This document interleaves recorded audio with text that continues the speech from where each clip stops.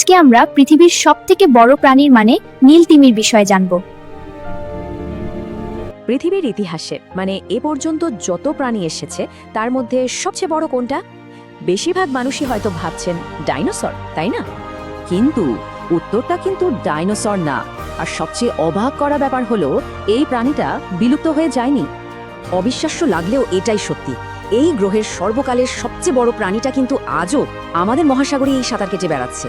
আর সেই প্রাণীটি হলো নীল তিমি। হ্যাঁ, ব্লু ওয়েল।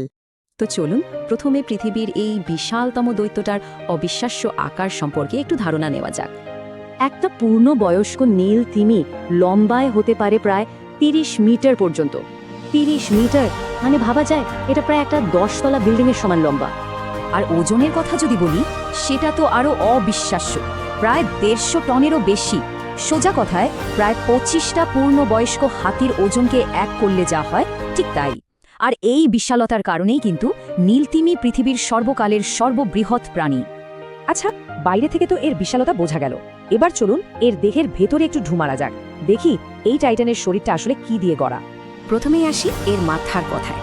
একটা নীলতিমির মাথা এতটাই বড় যে এটা তার পুরো শরীরের প্রায় 1/4 ভাগ, পুরো শরীরটার 1/4 জুড়েই শুধু এর মাথা। এই বিশাল শরীরের কিছু অঙ্গ প্রত্যঙ্গের আকারের তুলনাটা বেশ মজার। দেখুন, এর চোখগুলো মাত্র একটা জাম্বুরার মতো, অথচ এর হৃৎপিণ্ড বা হাড়টা একটা ছোটখাটো মোটর বাইকের সমান বড়। কি অদ্ভুত, তাই না? একটা মজার ব্যাপার হলো নীলতিমির কিন্তু কোনো দাঁত নেই, তার বদলে মুখে আছে ব্যালেন্স প্লেট। এটা কি জিনিস? এটা হলো কেরাটিন দিয়ে তৈরি এক ধরনের ফিল্টার সিস্টেম, আমাদের চুল বা নখ যে উপাদান দিয়ে তৈরি ঠিক সেই জিনিস দিয়ে।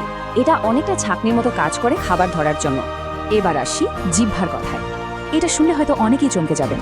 একটা নীলতিমির শুধু জিহ্বাটার ওজনই একটা গোটা হাতির। ও একটা মজার ব্যাপার হলো নীলতিমির কিন্তু কোনো দাঁত নেই, তার বদলে মুখে আছে ব্যালেন্স প্লেট। এটা কি জিনিস? এটা হলো কেরাটিন দিয়ে তৈরি এক ধরনের ফিল্টার সিস্টেম, আমাদের চুল বা নখ যে উপাদান দিয়ে তৈরি ঠিক সেই জিনিস দিয়ে। এটা অনেকটা ছাঁকনির মতো কাজ করে খাবার ধরার জন্য। এবার আসি জিহ্বার কথায়। এটা শুনলে হয়তো অনেকেই চমকে যাবেন। একটা নীলতিমির শুধু জিহ্বাটার ওজনই একটা গোটা হাতির ওজনের সমান হতে পারে। ভাবা যায়, শুধু জিভটাই একটা হাতির সমান। একটু আগেই বলছিলাম এর হার্টের কথা। এর ওজন প্রায় ১৮০ কিলোগ্রাম। আর এর হৃদস্পন্দন এতটাই শক্তিশালী যে সমুদ্রের নিচে কয়েক কিলোমিটার দূর থেকেও নাকি এর শব্দ শোনা যায়। আসলে এর পুরো শরীরটাই যেন গভীর সমুদ্রে সাঁতার কাটার জন্য একদম নিখুঁতভাবে ডিজাইন করা। মসৃণ স্ট্রিমলাইন শরীর, বিশাল ফুসফুস যা দিয়ে এটা প্রায় ৯০ মিনিট পর্যন্ত শ্বাস ধরে রাখতে পারে। আর প্রপালশনের জন্য আছে বিশাল শক্তিশালী লেজ। সবকিছু মিলিয়েই কিন্তু সে সমুদ্রের রাজা। তো এর শরীর সম্পর্কে তো জানা গেল, এখন চলুন এর দৈনন্দিন জীবনে একটু উঁকি দেওয়া যাক। এই বিশাল প্রাণীটা খায় কি, কিভাবে একে অপরের সাথে কথা বলে, কিভাবে ঘুরে বেড়ায়, এই সব কিছু। নীলতিমির খাওয়ার পদ্ধতিটা কিন্তু বেশ মজার। ওটা কি করে? প্রথমে হাঁ করে বিশাল পরিমাণ সমুদ্রের জল মুখে পুরে নেয়। তারপর ওর ওই বিশাল জিভটা দিয়ে জলের ওপর চাপ দেয়, ফলে জলটা ব্যালিং প্লেটের মধ্যে দিয়ে ছাঁকনির মতো করে বেরিয়ে যায়। আর ভেতরে আটকে যায় হাজার হাজার ছোট ছোট ক্রিল। এই ক্রিলগুলোই হলো ওর প্রধান খাবার। এরপর সে ওই আটকে পড়া শিকারগুলো গিলে ফেলে। আর এত বড় একটা শরীর চালাতে তো খাবারও লাগে প্রচুর। একটা নীলতিমি শুনলে অবাক হবেন, একদিনে প্রায় ৪ টন পর্যন্ত ক্রিল খেয়ে ফেলতে পারে। ৪ টন, ভাবা যায়? নীলতিমি কিন্তু শুধু আকারে নয়, আওয়াজের দিক থেকেও চ্যাম্পিয়ন। জানেন কি, এটা পৃথিবীর সবচেয়ে জোরে আওয়াজ করা প্রাণী। এর ডাকের তীব্রতা ১৮৮ ডেসিবেল পর্যন্ত হতে পারে। আচ্ছা, ১৮৮ ডেসিবেল ঠিক কতটা জোরে একটা ধারণা দিই। একটা জেট ইঞ্জিনের আওয়াজ হয় প্রায় ১৪০ ডেসিবেল। নীলতিমির ডাক তার থেকেও অনেক অনেক বেশি জোরালো। আর এই প্রচণ্ড শক্তিশালী ডাক ব্যবহার করেই ওরা শত শত মাইল দূর থেকে একে অপরের সঙ্গে যোগাযোগ করে।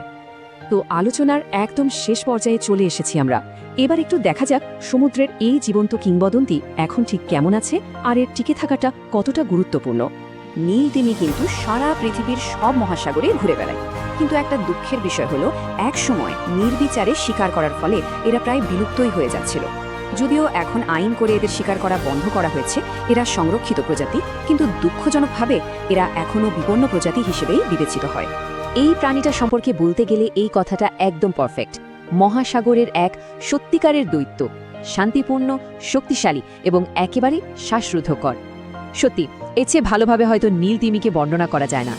তাহলে আজকের আলোচনা শেষ করার আগে একটা প্রশ্ন রেখে যাই, এই গ্রহের সর্বশ্রেষ্ঠ জীবন্ত কিংবদন্তিকে আমরা কিভাবে রক্ষা করতে পারি? কারণ এর ভবিষ্যৎ কিন্তু আমাদের সবার সম্মিলিত প্রচেষ্টার উপরেই নির্ভর করছে।